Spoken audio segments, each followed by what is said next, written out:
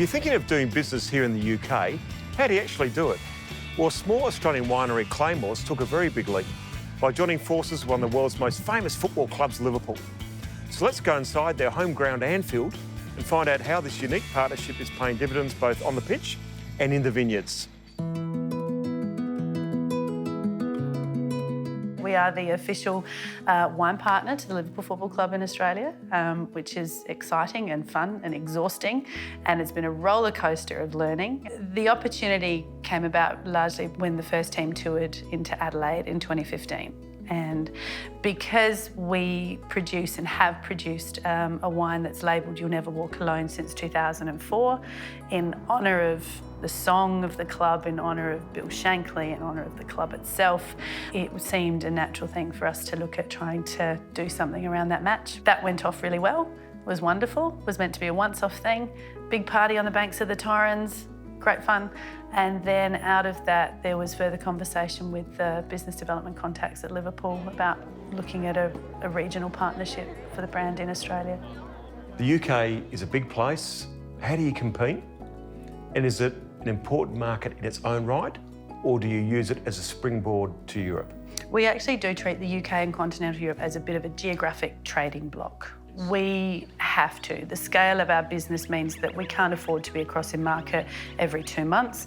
You need to maximise your energies and your efficiencies. It costs you nothing once you're here to scoot across and catch up with your continental European customer base. Having said that, our strategy's really only opened up those markets in the last 12 months, and the UK has been definitely a springboard from that.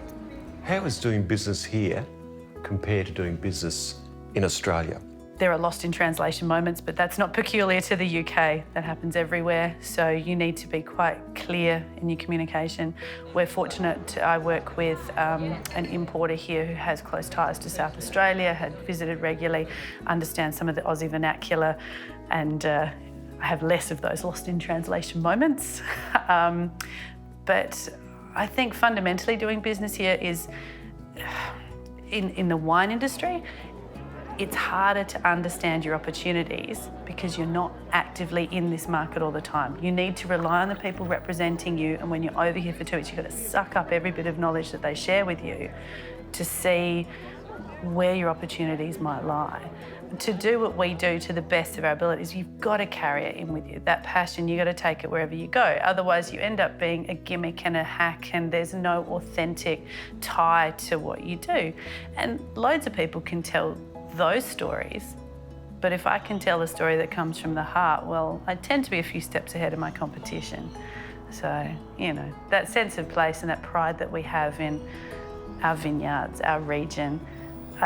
We took Robbie Fowler out to the vineyards.